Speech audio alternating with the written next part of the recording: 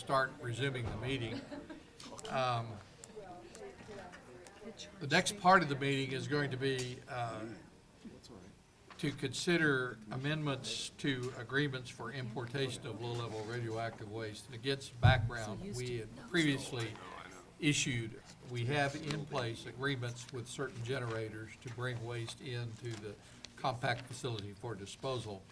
And for a couple of reasons, a couple of the people have asked that we amend those agreements. And one of the things that the rule will eventually, that I keep talking about, will eventually discuss is what should be the parameters on when we have to bring that kind of amendment to the full commission as opposed to looking at it just on an administrative level.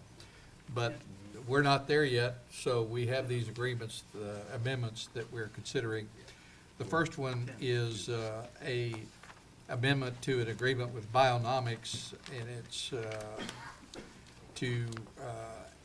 for possible additions for low-level radioactive waste. And Lee, do you want to take this on?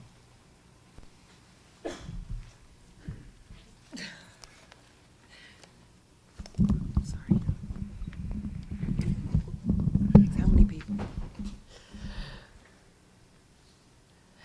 Yes, Bionomics would like to add states. They would like to amend the agreement by merely adding states, recognizing that they would need export authorization for Arizona. The states are Arizona, Connecticut, Maine, New Hampshire, New Jersey, Puerto Rico, Rhode Island, South Carolina, and West Virginia. All right, for those of you who are not familiar with our process, what happened is in our agreements, we require them to specify the state where the generator resides of the waste that they are sending to us. And in this case, they have a whole big, long list of it. But when they actually packaged the material to send it to the site, they needed to add certain locations.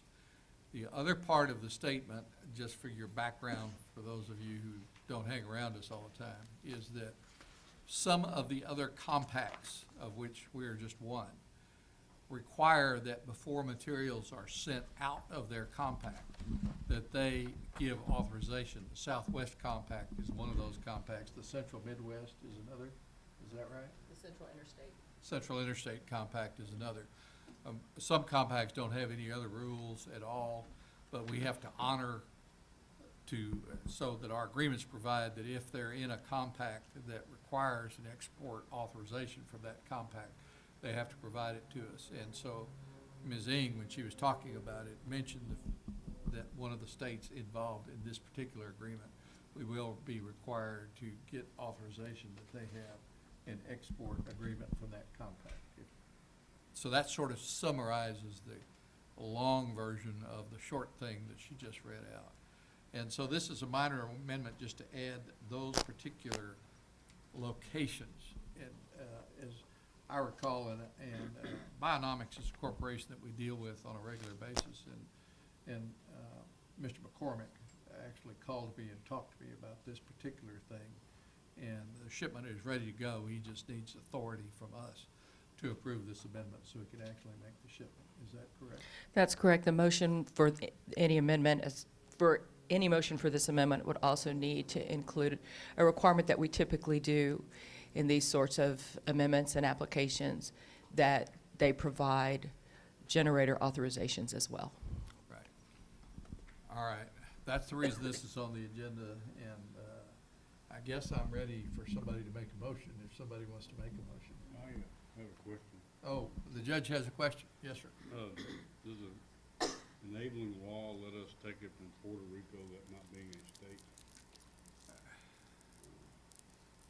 I think the enabling law says that it can't be outside the United States. Puerto Rico is a commonwealth. It's part of the United States. Territory, excuse me. Thank you, Karen. Can I ask a question too? Sure, Jay. Congress has required the states to affiliate in compacts. Maine was originally part of our compact. If we keep allowing the waste from the unaffiliated states into this, they have essentially gotten all the benefits at a much lower price than the states that have actually put put the compacts together. So I have concern about Maine and North Carolina and Puerto Rico and Rhode Island and New Hampshire. Well, you can include Massachusetts too, your Oh, and neighbor to the Massachusetts. south. Yeah. Because they're unaffiliated. And that is correct, and that argument was voiced in 2011 in the Texas legislative session. And in that session, the legislature determined that Texas Commission on Environmental Quality has authority to set maximum rates for disposal of various materials at the compact site. And because of the differential between Vermont paying in, but these other places not paying in, the legislature decided that disposal rates for out-of-compact material would be at the maximum rate set by TCEQ plus 20% for out-of-compact material. The compact operator is free to charge less than the maximum rate set by the TCEQ. So the actual differential can be significant for an out-of-compact person shipping waste. And if they ship a lot of it, they might want to consider whether or not they want to join the compact, because it's a purely economic basis for a decision at that point. Okay? I guess I wonder if we're going at cross purposes to the national legislation that requires everybody to put together a compact. And I think it would take a very, very, very long time for it to be economically as good as it would be for them to stay out of a compact. Okay, I'll just give you a synopsis of one conversation I had with a representative of Massachusetts about the very question that you just asked. And he asked me how much it would take to join the Texas Compact. And at the time, I think the answer was $30 million, but it's going to increase to $50 million. And that is balanced against the cost of, if Massachusetts wanted to join a compact or form a compact of some other state, to establish a compact site itself. And his answer was, it would be impossible to locate a site in Massachusetts, and he was absolutely sure it would cost several orders of magnitude more than $50 million to join, to establish one. So therefore, it seemed to him to be a reasonable solution to, if necessary, make a decision. Most of these decisions are made on purely an economic basis. The Class A material, which is the large volume, low curie content stuff, that is, most of it from power plants goes to Clive, Utah, because their rates are, at least, the rates for the Texas facility are more than those rates on most of those materials. So it's an economic decision. Your question is interesting one philosophically, and we could get into it. Well, it's just a question of, we are the ones that are saying, you can ship your waste here. If they don't have to come up with the $50 million and they can just keep on shipping their waste here, then, I don't know, if I was one of those states, I'd be saying, well, it's a lot less expensive, and the utility companies can pay for it, and the hospitals can pay for it, and it doesn't cost the taxpayer much. So I just think, what are we trying to do? We're trying to carry out what the wishes of the Congress were, which I thought were right when they made that decision. All right. So I'd vote against this, that's all. Okay, I'll have two other comments. One was that in the 30 years since the Low-Level Radioactive Waste Policy Act amendments have taken place, there's only been one low-level site established, and that's in Andrews County. All of the other efforts failed, and they were in California, in Nebraska, and there were others. Illinois, I think, had prospects of done what, all of them failed, and produced a lot of money for lawyers and a lot of litigation fees, but there's been no sites established except in Andrews County. And it's a collective effort to do that. Secondly, this commission doesn't set rates, and we don't even review contracts. So we're not into the money aspect of it at all. And I'm famous for, in my past, saying if Texas is going to do this, there ought to be a surcharge of significance because Texas is taking on the liability associated with this waste, and that was of concern to me. I know your concern is primarily the capacity issue. Will there be capacity? And that the legislature addressed that through its 30% Yep. rule. And so those are the two ways that the state of Texas has responded. But we don't have anything to do with how much money it costs somebody, either in compact or out of compact, to send waste to the facility. So, anyway, are there other questions from any of the commissioners? Do I hear a motion? Can you hear me? Yes. I would, actually not a question, but I would note for the record that the amendment from Bionomics was actually dated February 11, 2014, and when it was received by the commission, it's 1-0032-03, just so we have that for the record. Representative Barton? Thank you, Mr. Chairman. I just want, for clarification purposes, to better understand what you just said.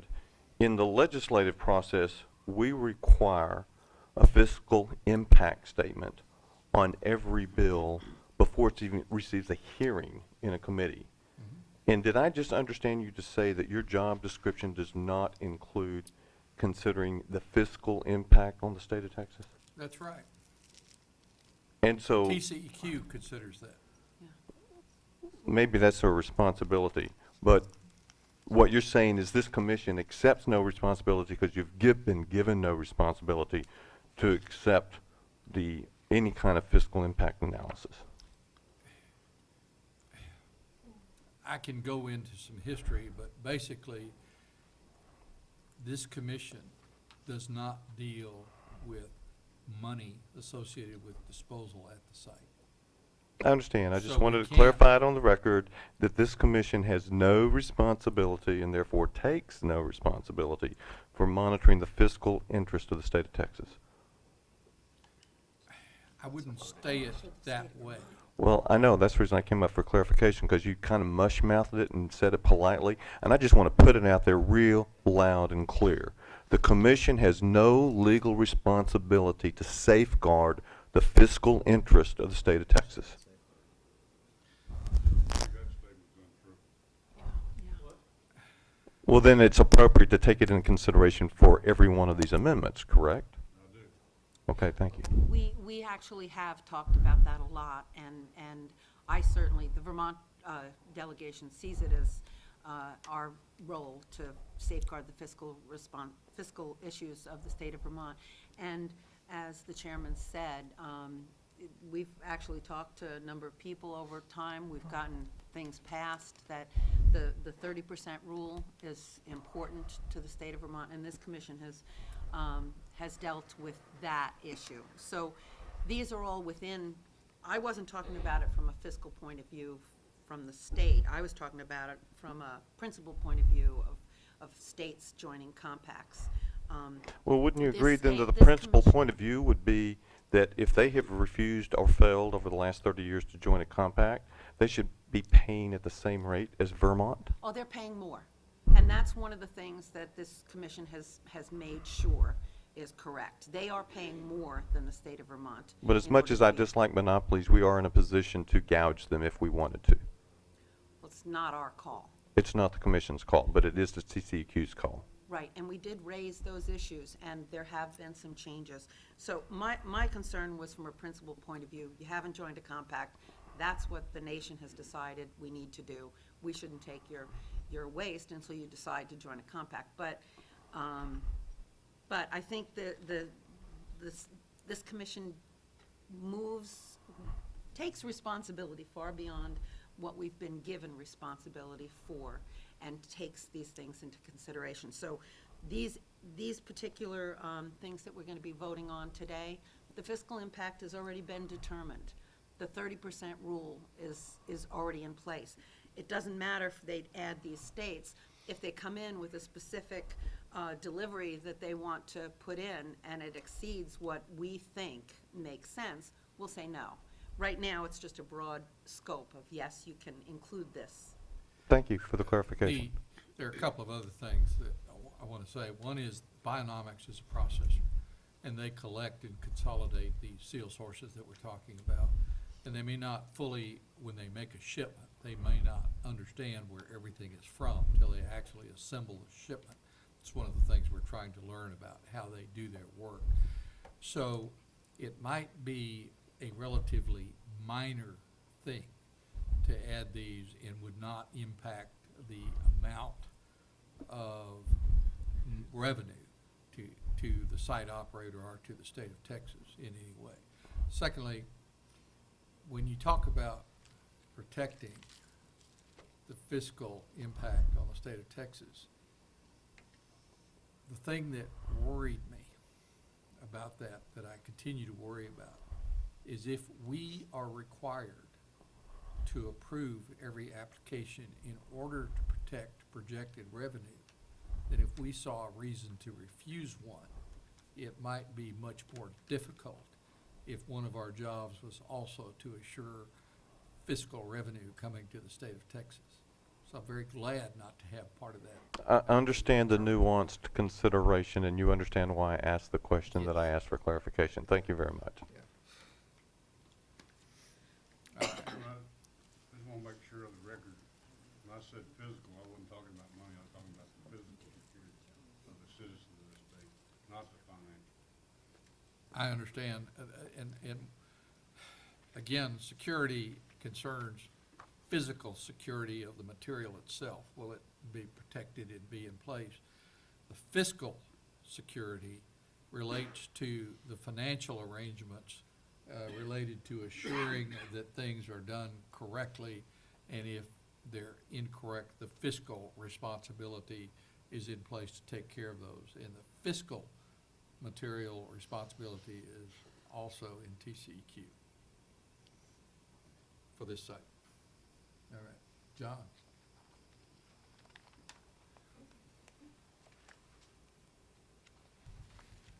Mr. Chairman, am I on?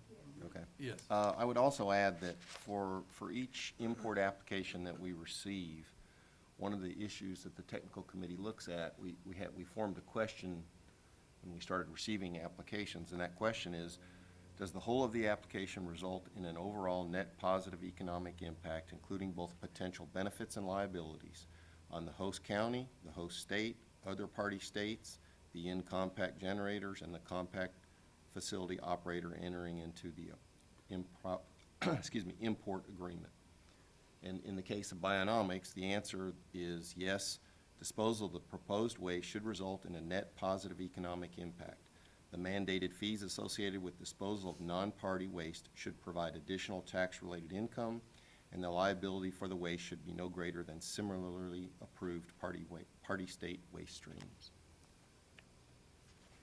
Very good. Are there any more questions? May I ask a question? When Yes, you're ma'am. asking the fiscal impact, Yes. fiscal impact, over what period of time are you considering? A short period of time, or as long as this site is going to have to be managed by the state of Texas? Those are two separate periods of time. The revenue associated with disposal is short time period. The financial surety to make sure the site functions properly is a much longer period. It includes post-closure operational care. You'd have to ask those questions to Mr. McGuire. Yeah. Any more questions or comments from the commission? John? I make a motion that we approve the amendment to Agreement 1-0032-03 with Bionomics Incorporated. That amendment received February 11, 2014, will add the states and territories of Arizona, Connecticut, Maine, New Hampshire, New Jersey, Puerto Rico, Rhode Island, South Carolina, and West Virginia. As a part of that, my motion, we will need to include provisions that we received an export agreement from the Southwestern Compact associated with the state of Arizona, and that we would also be provided generator authorizations from each of the generators included in waste disposal shipments. And those typically are provided in a series of 5 or less packages that will be provided to our administrative personnel for review. That's the motion. Is there a second? Second. Okay, the motion's been made and seconded. Is there additional discussion among the members of the commission? If not, I'll ask for a vote on the motion. All those in favor of the motion say aye. Aye. Are there any opposed? One opposed. Ms. Sanders opposed. The vote is, without the chair voting, 1, 2, 3, 4, 5 in favor, 1 opposed. The motion passes. Thank you.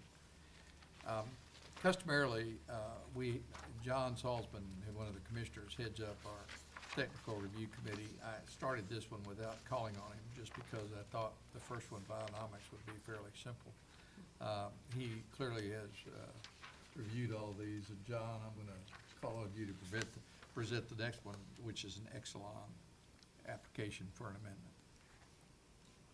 The technical committee has reviewed an amendment from Exelon Generation Company dated February 13, 2014. In that, the number for that is 1-0023-02.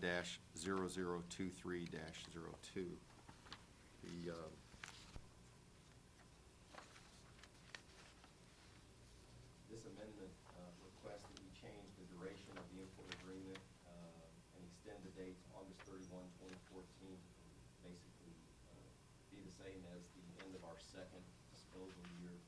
The current agreement is scheduled to end April 26, 2014.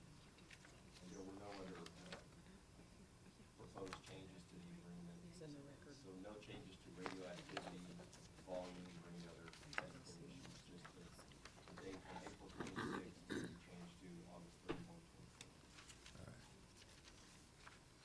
2014. And for those, again, for those of you who are here, this agreement was made necessary because of some change in some legislation in Texas that changed the concept of an operational year for Exelon from the anniversary date when the facility opened to be the same as the fiscal year for the state of Texas. So that legislation made the change in terms of the license for the facility, so this application is just to give the benefit of those additional months, basically, to the end of the fiscal year for this particular agreement with no other changes. And again, I keep coming back to the Rules Committee because this is one of those things, we are just getting into the understanding of how the processors and brokers and generators package waste and make arrangements and contracts to ship it, and what deadlines they have to meet and what they're against. And we're trying to figure all this out so we can accommodate it in our rules. Okay? Any other comments, Jay? Question, there's discrepancy. It says in the second page that the waste is from Illinois, Pennsylvania, New York, and Maryland. And in the next to the last page, it just says Illinois and Pennsylvania. Just wanted to call attention to that. Does anybody have a have any information representative. about? We have a representative from Exelon who would be here to address that question. There you go. So you're a good proofreader. Thank you. You caught me. It's all in the details. Right, it sure is. So that's all it is. It was just an oversight on my part. So it's From all Illinois, those- Pennsylvania, New right. York, and, okay. Just wanted to be for the record to say which one it is. No, that's fine. It's from all of them, and I'm going to submit some comments because of the redundancies in the form. Sometimes you kind of miss things, so Sure. I appreciate that. Okay, thank you. So I take the motion would be for all of those locations for the entire additional period. All right. Ms. Haddon? Hi, regarding this 6B and 6A as well, a request would be, when this is put on the agenda and it says amendment to these, this is sort of down the line of like what makes it easier for the public. If somebody could add on their lengthening or changes the date at the end of the agreement, or adding additional states for the sealed sources, that gives a clue to the nature of it, because when somebody picks it up who doesn't know, they just don't know what to make of it. And then if you can add a link to that import list where it gives the original document so that we can cross-reference the links, that would be most helpful. Thanks. Thank you, Ms. Haddon. Any other comments? Questions? Okay, I'm ready for a motion, John. I think there was another Oh, one more? Come back. I'm sorry. I've been listening about a lot of stuff about the website. You know, my wife Googled me, found the form, and pointed out there's your signature out there. Somebody can copy it. You seem to sign your checks the same way. So I'm kind of surprised that they can't seem to find it. Now, my wife is a nurse, so she has no idea about radioactive waste, or just got her a tablet so she can learn how to use, you know, how to Google and do all the good stuff. So I'm just surprised that Karen doesn't apply a little bit more effort, you know? That's all. That's my only comment. Well, my only response is going to be to say that, thank you for your comment about the signatures, and it might be something we have to consider That is something we should. when we come to looking at our forms and what the requirements are. We may just require typewritten documents, and we may not post the actual signed documents anymore. But that's a comment for our rules, that we will consider doing that, because that's something clearly that had not occurred to us, and I appreciate that. The Rules Committee, in effect, hears things at these meetings as well as other places, and we like to accumulate all those data. Anybody else? Okay, John.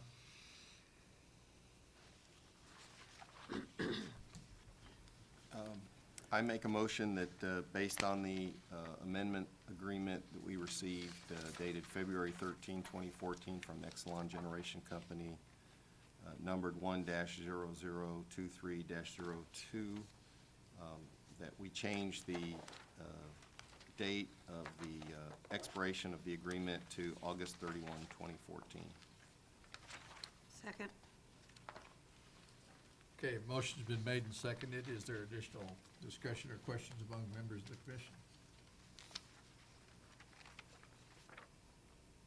Hearing none, I'll call for a vote. All those in favor say aye. Aye. Any opposed? Motion passes.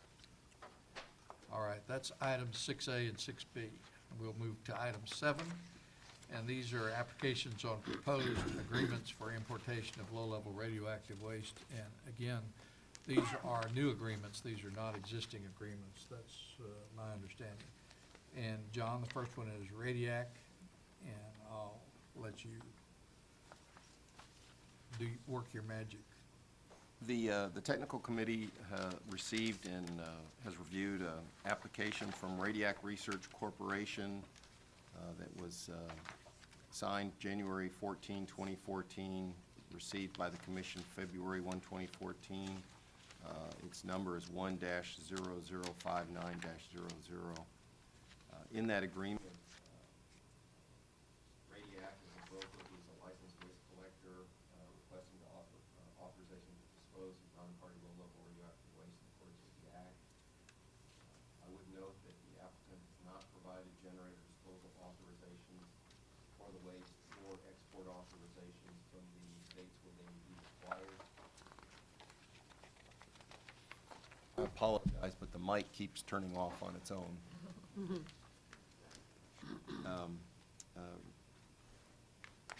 Radiac is requesting to dispose of Class A, Class B, and C stable and unstable miscellaneous domestic normal form and special form radioactive material, including sealed and plated sources. And the waste disposal operator has received approval from TCEQ to accept those materials. in a letter dated March 5, 2014. Can everyone hear me? No? How about now? Better? All right. I'll try to speak up. The actual materials that they've requested to be authorization to dispose of are 100 cubic feet of material, 90 curies with some specific radionuclides, 100 millicuries of carbon-14, 100 microcuries of technetium-99, and 100,000 nanocuries of I-129, and 10,000 microcuries of depleted uranium. The applicant has no unresolved issues with the commission or with other regulatory agencies associated with radioactive material. The applicant has requested to dispose of material, or authorization to dispose of materials from the states of California, Illinois, Indiana, Ohio, New York, Arizona, Oklahoma, Arkansas, Louisiana, Mississippi, Alabama, Georgia, Florida, North Carolina, Virginia, Tennessee, Kentucky, West Virginia, Maryland, Pennsylvania, Rhode Island, Wisconsin, Michigan, Nebraska, Iowa, South Dakota, North Dakota, Kansas, Missouri, New Hampshire, and Delaware, which are a part of the Southwestern Compact, Central Midwest, Midwest, Central Compact, Southeast, Appalachian, and Appalachian Compact. And I would note that the states of New York, North Carolina, Rhode Island, Michigan, Nebraska, and New Hampshire are unaffiliated. So we will need to receive export authorizations if this is approved from the Central Compact and the Southwestern Compact.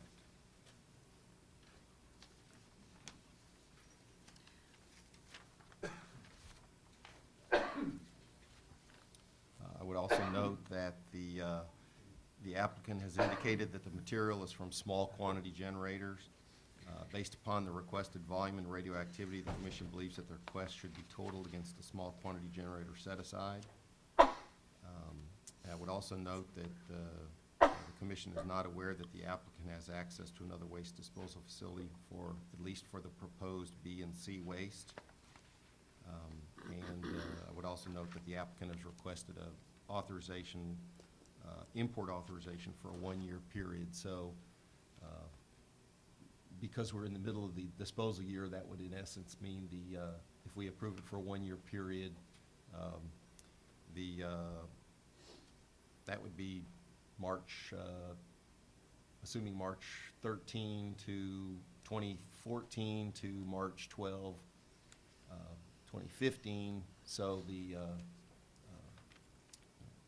entity would have to provide information to the Commission at the end of the second disposal year as to how much volume they dispose, so that we can account for the volume that'll carry over into the third year. And the Technical Committee recommends approval of this application. Thank you. Commission, questions? Comments from anybody in the audience about this one? Just one thing that I will say is that you heard him say that we will get a report about the volume shipped in one operational year versus volume shipped during a second operational year. This application is for an import agreement that will cover parts of this current operational year, which ends August 31st, 2014, and then carry forward into 2015, which is a different operational year under the legislative scheme.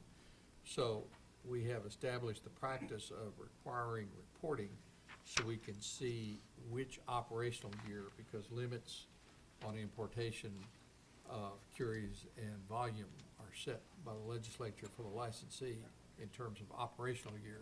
So we have to segregate the two shipments in order to keep track of what everything is appropriately. Representative Berman. Thank you, Chairman. Yes. I apologize for multitasking, No. but I think I understood you to say that we're talking about class A, B, and C importation in this application. Is that correct?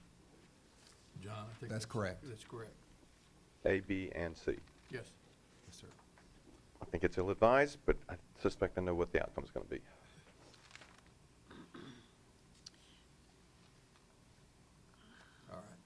Are there any other questions or comments? I have- Jane? I see all these things that they're letters, and it's license renewal request dated August 9th, 2011, signed by Arthur Green, that's bolded.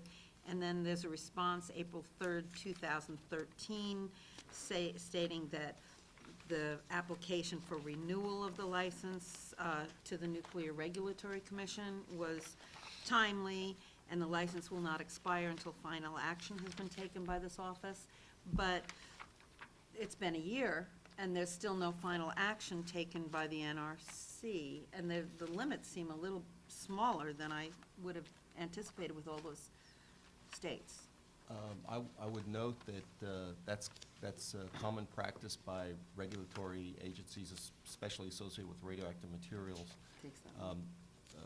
When your license is going to expire, there's a set date, typically between a year and 6 months prior to expiration of your license, that if you renew or you submit a letter that you wish to renew your license, by that date, which is specified, that your license is considered under timely renewal until they actually act on your renewal request. And just to note, when I was with Texas A&M University, we had the similar situation, and our license was under timely renewal for 10 years. Oh, okay. So a it- year it- is not because I see it's expired as of April 2013, and then they say, no, it's not No. until we act on it. It can and be a it's not very unusual. long period of time before the regulatory agency acts on the renewal of the license. Okay, And thank I you. will confirm what John says, it's not unusual to have multi-year timely renewal processes for radioactive materials licenses. My clients used to get into that all the time. Okay, I believe everything John says, but your concurrence helps. Well, John is the smart one, I agree. So, Thank you. all right. Are there other questions or comments? Hearing none, I guess we're ready for a motion, John.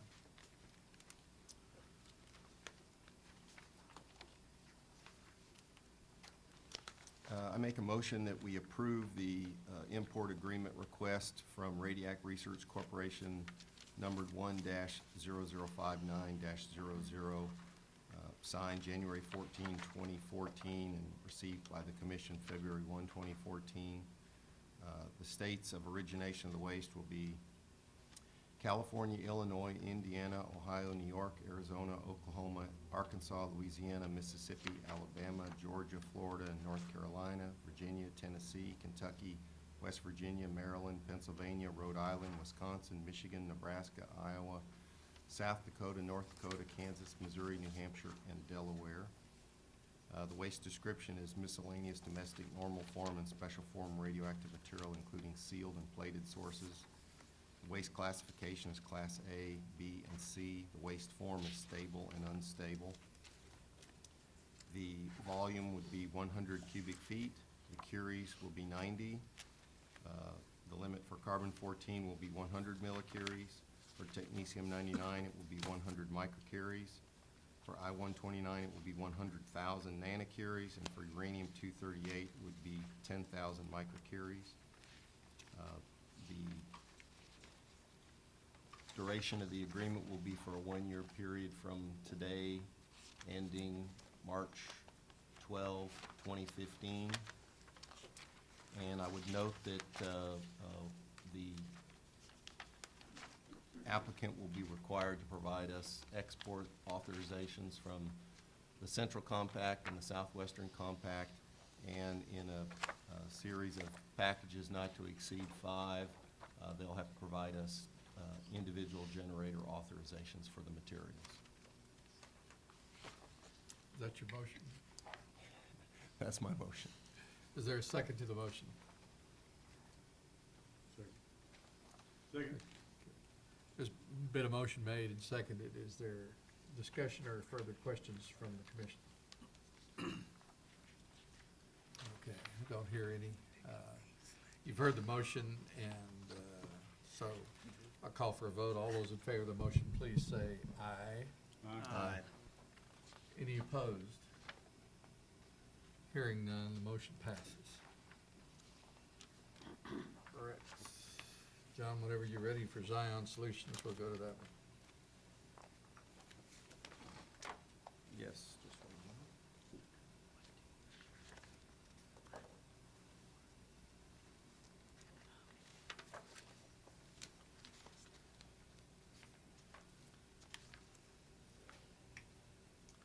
The technical committee has received and reviewed an application from Zion Solutions, signed January 24, 2014, received by the commission February 1, 2014, and that is numbered 1-0060-00.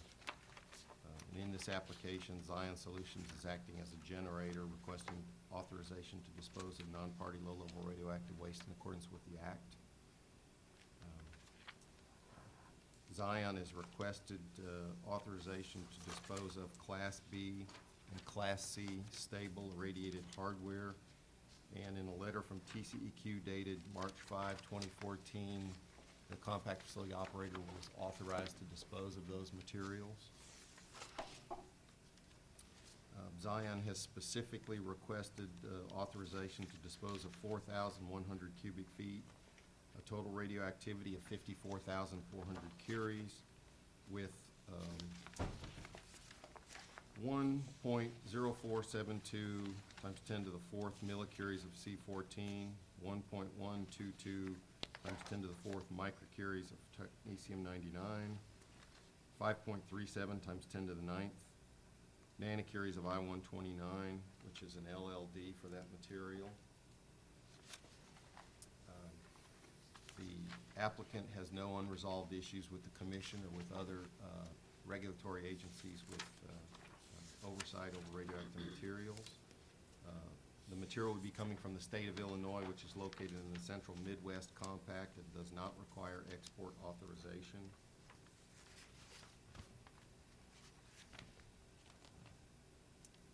Would note that the commission is not aware that the applicant has access to another disposal site for these materials, and the applicant has requested a duration of the agreement for 2 years. And the technical committee has recommended approval of this application. I would also note that Ms. Ng and I had a discussion about this application. Zion Solutions actually already has an import agreement with the commission for materials, and this import agreement would be additional materials. And Ms. Ng can probably provide more detail, but my understanding is, or perhaps someone from Zion Solutions can, that they've had some difficulty shipping materials because of cask issues. But they actually have a couple of shipments that are prepared and ready to be shipped, and my understanding is those will be coming in the month of April, I believe. But perhaps the Zion Solutions representative can provide more detail.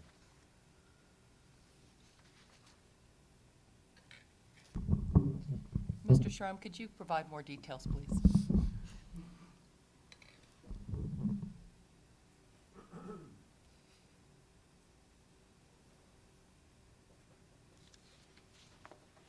My name is Dan Schrum. I'm with Energy Solutions, and we own the Zion Solution Decommissioning. What are your specific questions? Will you be shipping the materials, and I apologize, I have it here, but I'm not going to file through my papers, for the first import agreement that's for this year. Will you be shipping those materials? Yes, I just got off the phone with the requester, Mike Wiskerson, and he stated that the first 1,200 cubic feet, we still want to ship that under the existing import agreement that we have. And the new 4,100 cubic feet, that's for the upcoming 2 years. We anticipate fulfilling both of those cubic feet requests. But just as a reminder, though, as you remember before, we didn't meet the expected numbers, and we were willing, and we gave up those numbers very willingly for somebody else that needed the curies at the time. But we are anticipating the need for both 1,200 and 4,100 cubic feet with those curies. Why 2 years, Dan? Just no reason other than it's a lot of work to go through this process, and we just want to be able to have it for 2 years. If you only give it for one, then we'll just come back again in a year. It's a big, I don't know if you're aware of the Zion project. We're decommissioning an entire power plant, and we're trying to project out when we're going to need the disposal capacity, and this is what we need for the next 2 years. Will you be, are you in the process based on this application, I assume, it's for irradiated hardware, are you in the process at the plant of sectioning that hardware at this point? Yes. And Yes. so The you're sectioning internals. it and then deciding how much can go in any individual cask shipment? That is correct. And that's, I think you're aware that's quite a process. Yes. And again, Dan, thank you. I want to observe to everybody here that I'm glad Dan is here because part of what they have to go through as a generator to ship this waste is something that we're getting educated about, and we want the idea to continue to help us as we go through our rulemaking process. And he talked about casks, and for those of you who don't regularly attend, one of the problems was right after the site opened, it turned out that there are only 4 casks that are available in the United States at the time, to ship this waste. 2 of them were taken out of service right after the site opened.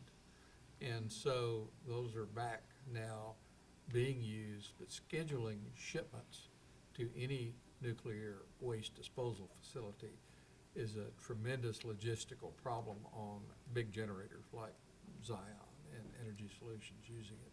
Did I say that all right?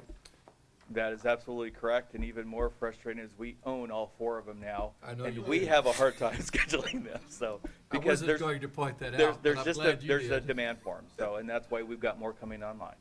Mr. Chairman, could I ask one Sure. additional clarification? Dan, so the application requests a 2-year duration for the agreement, so I want to make sure, so you all are requesting an agreement that would go from March 13, 2014 through March 12, 2016? I don't have it in front of me. I Well, thought, it didn't have the dates, it just said 2 years. That's If 2 we years. voted today, what If- he's saying is the dates would extend that long. that would be great. What would be better is if we could go to the end of the current one for 2 Current- years. The current one, I think, ends in August, which would match up with your years. Does So our you- current one end in August or April? I've got too many numbers going and dates going through my mind, too. Give me just a moment, I can tell you that. Again, it's at your discretion. We understand that. And I wasn't complaining. It's not that difficult to do this, but 2 years would be well received. We'll just take Okay. just a moment.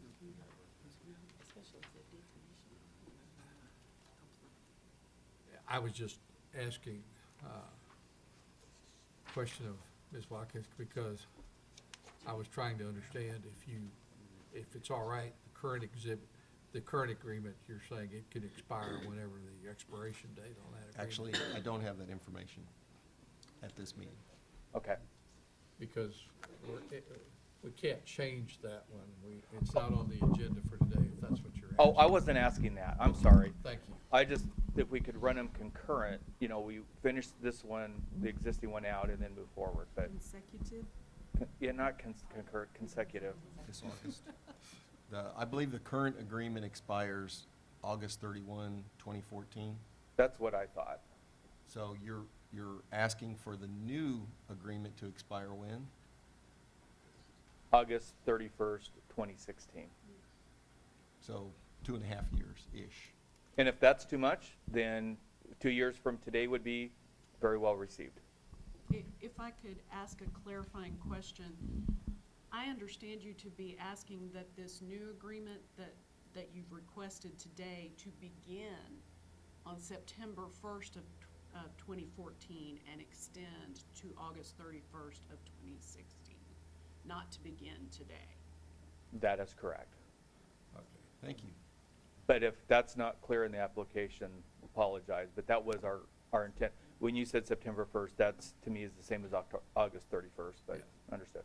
So the effect of that would be if you had shipments, you could ship under the current agreement to when it expires, August 31st of this year.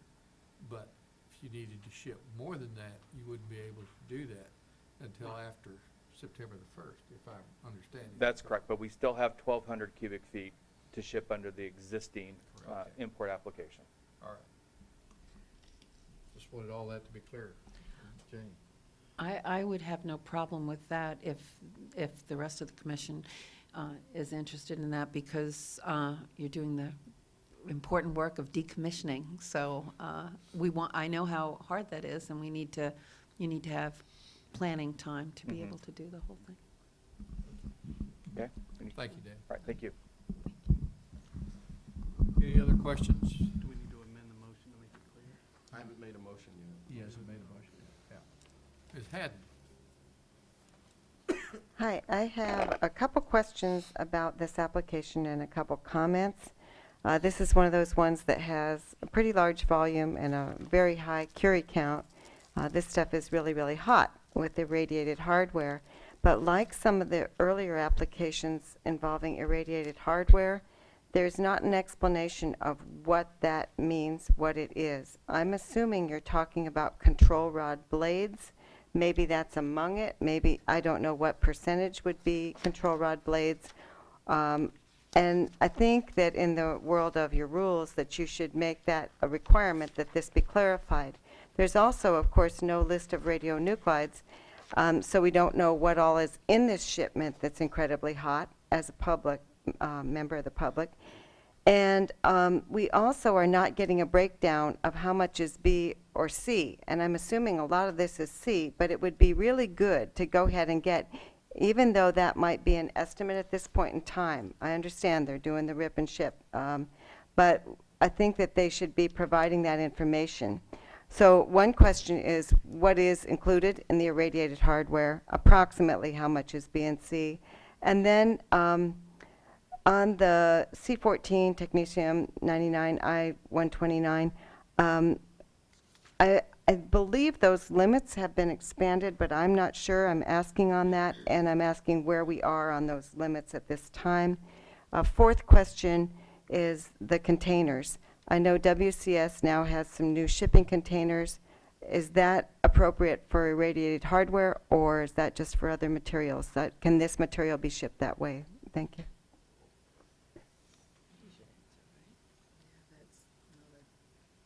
Any other questions or comments?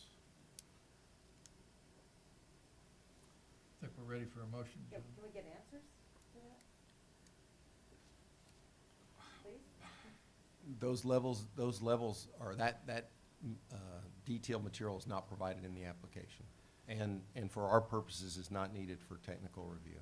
It's very difficult, Ms. Haddon, I'm sure you'll understand, for prior to a time a shipment is prepared to answer the questions that you're asking. It's exceedingly difficult. The question about control rod blades, though, has been answered in the past, and if Dan Schrum could address any of that, that'd be helpful. I see him volunteering.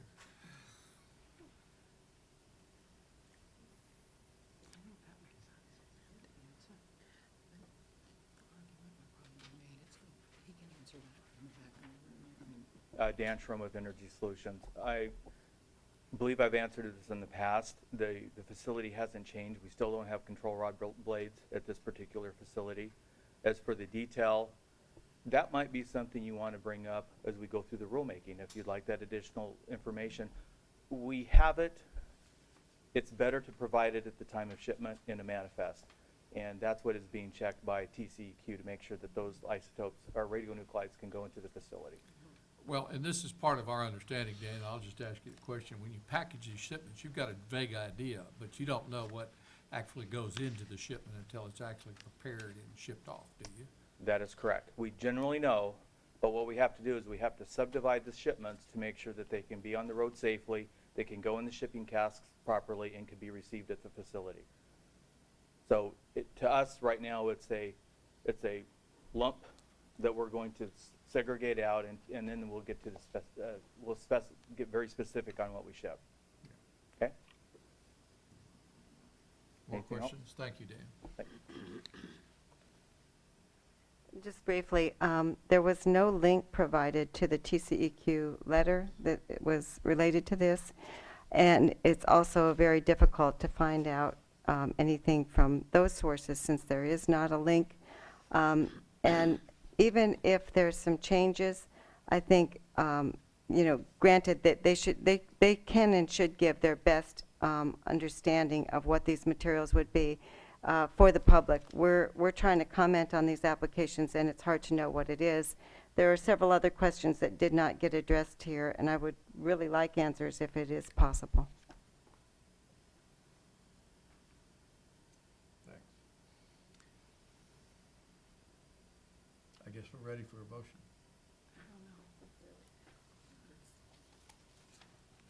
I make a motion that we approve the import application from Zion Solutions, numbered 1-0060-00, signed January 24, 2014, received February 1, 2014.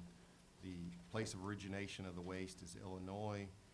The waste description is irradiated hardware. The waste classification is Class B and Class C. The waste form is stable. The volume is 4,100 cubic feet. The curies are 54,400. It will be 10,472 millicuries of C14, 11,220 microcuries of technetium-99, 5,370,000,000 nanocuries of I-129, and this agreement would be for a 2-year duration starting starting September 1, 2014 through August 31, 2016. So the Zion Solutions will have to provide us an accounting for the amount of materials that are shipped at the end of the third disposal year, because this agreement will carry over from year 3 through year 4. All right, that's the motion. Is there a second? Second. Motion been made and seconded. Is there additional discussion among members of the commission? Any questions or comments? If not, I'll call for a vote on the motion. All those in favor of the motion say aye. Aye. Any opposed? Motion passes. Normal practice on these, and this has come up recently, is that once they're passed, we've asked our staff, I say staff, our contractors, to work with the Attorney General's office of the state of Texas, who represents us, to prepare the actual agreement that we will execute and put in place. Sometimes we have, it sometimes takes a few weeks to get those done, but once they're done, we will sign them, and the company who requested the import agreement will sign them. We'll both execute them, and they'll be posted on our website. So everybody will be able to see them once they're available. And so that takes care of item 7 on our agenda. We're going to keep going. Next is item 8, which is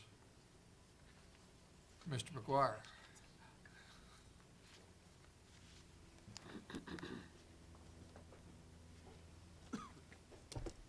Welcome. Thank you. For the record, my name is Charles McGuire. I'm the director of the Radioactive Materials Division at TCEQ, and I think this is first. I'm usually right after the lunch break, and so we're setting new practice, and I'm for it. So you had asked me to come in and report again on amendment applications. That's what's on the agenda. We do still have the same 3 amendment applications that we had when I talked to you at the last Compact Commission meeting. Those are taking some time. They are applications for a major amendment to the license, and so we move to a different administrative procedure with those amendments, in that the notice for them is published in the Texas Register. There's an opportunity to contest the ED's licensing decision and request a hearing. That then would come before the commission to see whether or not a hearing on the licensing decision by the ED could be granted. And so the major amendments wind up being very involved processes from a technical standpoint and an extended process from an administrative standpoint. And so it's taken us a while to get through that processing effort. I think probably we're close to making our decision, but we certainly haven't made it. We're certainly not there yet. So I think what I can talk to you about in general with those amendments is one of them has to do with revision to the performance assessment.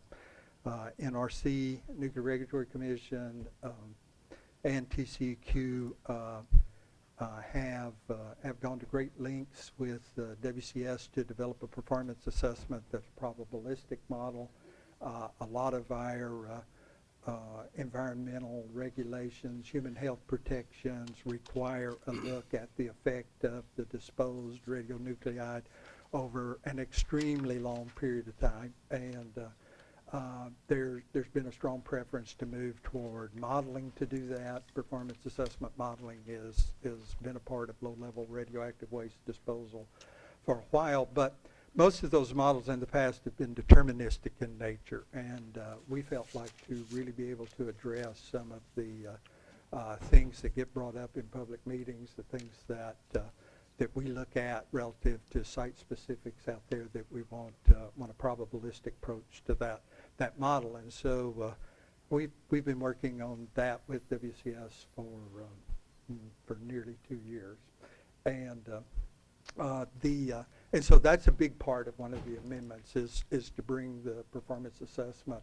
the new performance assessment model forward in terms of looking at licensing decisions and waste streams that are allowed and the limits of those waste streams. And so that's what one of the applications is for. Another one has to do with revising the amount of financial assurance for the site. The original financial assurance was built around what everything WCS, I guess, was allowed to build, proposed to build. Less than a third of that actually got built, and so this is an adjustment to the financial assurance to really base it on what's actually out there. Because it is a reduction in financial assurance, it requires that be handled through a major amendment. And so we've tried to underpin that with a significant effort looking at it. Absolutely everything is out there. We asked WCS to put their application together sort of line by line, each item, and extend out the cost so that we've got something that's a little more rigorous in terms of looking at future changes, even in terms of what the financial assurance should be. So that amendment is also in our shop and being worked on. And thirdly, there's an amendment to expand the footprint of the site in Andrews County. And with that, we just notified the public of administrative completeness. Would also provide a pathway for increases in the number of curies that could be disposed of as actual curies disposed of on a decayed corrective basis get larger. There would be a way for WCS to come in with a minor amendment to increase the numbers of curies. And so that's also been proposed, that application's in-house. We identified it as being administratively complete.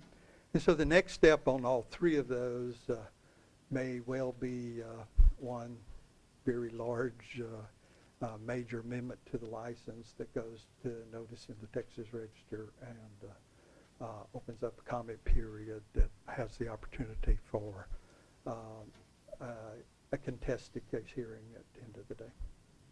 Charles, sorry, Mr. Chairman, but Go ahead. do you have any dates on these? When? Well, not, specific, but.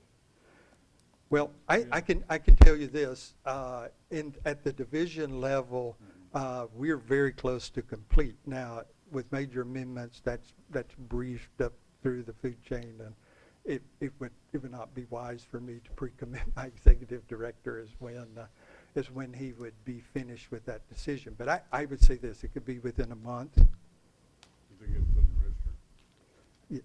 Well, it goes, whenever we call it technical complete, we turn it over to our chief clerk, and there's a little bit of delay before it's actually published in the Texas Register. But just guessing at this point, what I don't want to do is to presume that we're ready to make the changes in the license. Our process remains deliberative all the way through. Even after we call it technically complete, we're still deliberative. And so the next step for us is to call it technically complete and put it in notice. And I think we're very close to being at a point to do that. We're just not there today. John? On the amendment to expand the footprint and increase the curies, is the idea behind increasing the curies that they would take into account radioactive decay for the curies that have already been disposed, or is that? Yes, the license limits look at a decay correction, and so what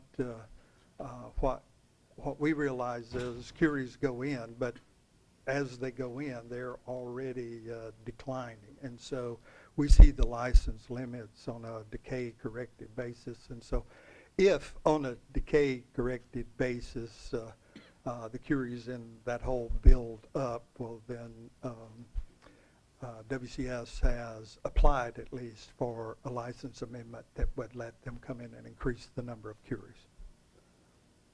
Thank you. More questions? Jane? Are they also going to be coming in to have an expansion at a next door to do high-level radioactive? That wouldn't be something they came to us for in the first place. That's an NRC DOE process, and so I've not heard that. Because of some interim charges with the legislature, there's a lot of discussion about high level. I think maybe some folks just think I have awesome power here in the state, but that's not our jurisdiction, and so I really don't know. We've talked about this before, but could you provide the commission with the data on the well monitoring and any other issues that you have seen, whether or not you consider them issues of environmental impact, whether it's the aquifer, whether it's well monitoring? Can you give us copies of that material for our edification? Sure. Now, I would just say because of the monitoring requirements that we have on WCS at the site, the volume of that is significant, and I don't mind just handing it to you without explanation or compassion. But I would suggest I could come down for a week and go over. I would suggest that maybe we give it to you, and really just try and figure out what actually would match up with any concerns you might have. We'd be happy to give you that. Then I think it can be very, very productive for us to say to you how we look at that data to manage our regulatory view of that site. Okay. So I mean I'm happy to give it to you. It's just significant in volume. You don't have summaries that actually have data as opposed to reams and reams and reams of writing and analysis, because if I see the data, then I can call you, or if we see the data, I can call you and ask. We always ask WCS to characterize the data that we get. We characterize it ourselves based on things that we see that interest us. There's we look at it pretty carefully. We don't make big, huge write-ups on what we see as perfectly okay and no real call to action. But if we see something there that we think has regulatory significance for us, we do our own analysis there, and that certainly can be shared. Now, I would just say to you, every one of the 3-ring binders with the tons and tons and tons of numerical columns has a summary on the front of it that, sort of guides you into into the data that's behind it. But I think that's why I'm thinking, yeah, I give you anything you want. I mean, we don't mind sharing that data, but it's probably more productive in terms of you understanding our process and what we do if then we come behind that and say, here's how we look at this. Here's the information we have that's required under the license. Here's how we look at it. Here's what we're saying to WCS to Well, we move have forward. gotten WCS's characterization. I'm surprised there's nothing in this time, and Rod is not here, but we have gotten that information before, and he's given us presentations. But I would like to see the ones where you have expressed concern and asked them further questions. How's that, instead That's of? great. Okay, great. That's a Thank much, you. that's less than a boxcar load, but you and I, Send me the you and I can talk. I will visit with Lee, because maybe others would like to see it too, and so I will visit with Lee. We'll work out something for a first try to see if we're giving you what we need, and we can always try harder and do more. Okay, thank you. Other commission questions before I ask a couple?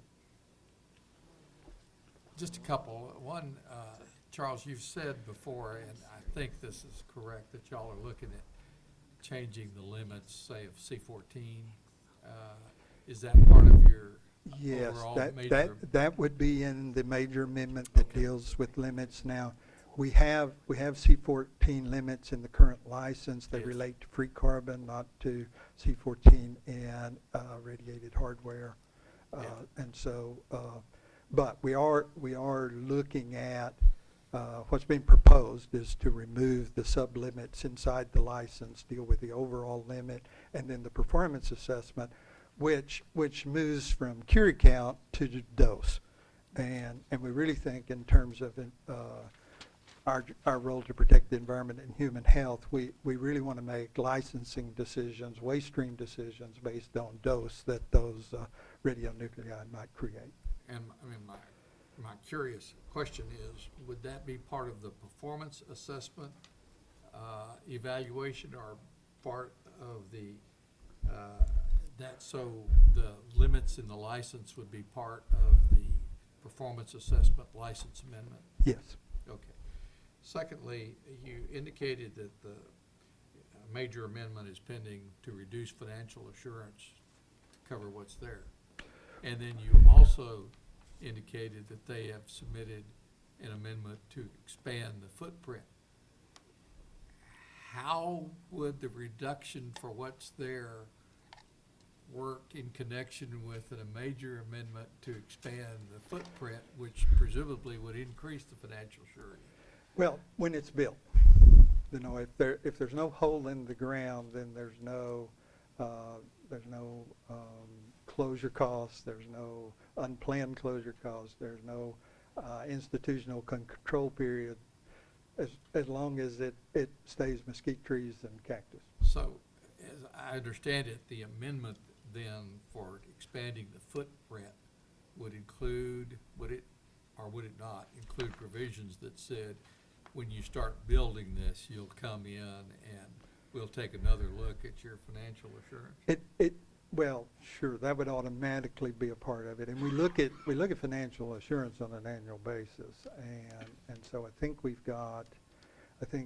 what WCS has provided as a tool for this amendment application, we will wind up with a very rigorous tool for evaluating changes in the site and potential changes in financial assurance. The financial assurance can be raised at any time by the ED without an amendment. For it to be lowered requires a major amendment, and so that's why we've got a major amendment dealing with financial assurance.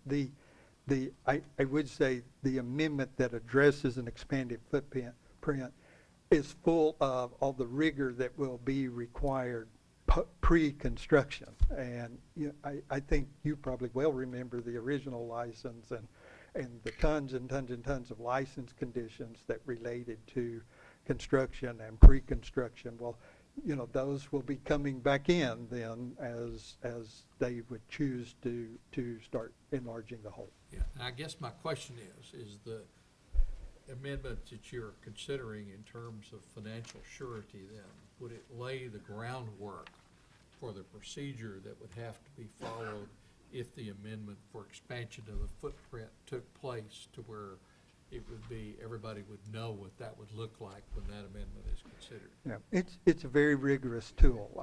2 years ago when I came to the division, the tools available for developing our opinions about financial assurance were based on what might be built out there. And of course, I think everybody took a very conservative approach there. But it didn't, because nothing was built, it didn't really tie down line items. And this one looks almost like the agency's budget. And in terms of the numbers of line items and the items on that with the designated cost for those. And, that will really let us look at upgrades for inflation and let us look at whatever changes in the site as, buildings come, buildings go, things that WCS wants to add in terms of their operating units out there, if they dig holes, those things. And so we have, I'm very pleased with the rigor of the tool. Now, I'm not to the place where I'm ready to say to the executive director that the number at the bottom of the page is the right number. We're close. And one last question. Is the financial assurance associated with the compact site separated or consolidated with financial assurances for the processing and storage facility and the record disposal facility? The financial assurance is for license 4100, which includes the federal waste facility and the compact facility, and all the buildings that are associated with those. It doesn't include the financial assurance that is required for the RECRA permit. What about the processing and storage facility? The processing and storage facility has been combined into 4100. Amendment 22 merged processing and storage license with the 4100 license, so that we have it all under one set of license conditions. That's been a big improvement in terms of our ability to regulate the site. So. All right. Thank you very much. Are there other questions for Mr. McGuire? So what you're saying is those 6 licenses are now in 4100? Yeah. Maybe not all of them. What used to be 4971 for storage and processing has been merged without any changes, and amendment number 22 was merged into 4100, which is a license you're the most familiar with because it has the compact waste facility included. But it's storage, processing, federal waste facility, and compact waste facility. Go into that. Pardon? The processing and storage go in. Yes. Yes, sir. Not storage. You have a license for storage, but you're not talking about that license.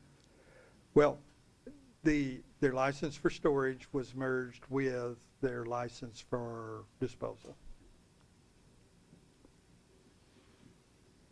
Other questions? Thank you, Mr. Thanks. McGuire, appreciate it. And I have been tapped on the shoulder as requesting a short break before we get to WCS, but I see Mr. Burnham, Representative Burnham, standing up. You have something you want to talk to us about? I'd like to ask 2 quick questions. One, is it appropriate to request at this time a formal report from the TCEQ at their next meeting on specifically the questions you're asking? And I'd ask just very simply that we have a report on how many days have they been pumping water in the last 3 years, and what is the volume of water they've been pumping. I think that would go real close to reducing the amount of data needed to knowing whether or not there's an actual problem.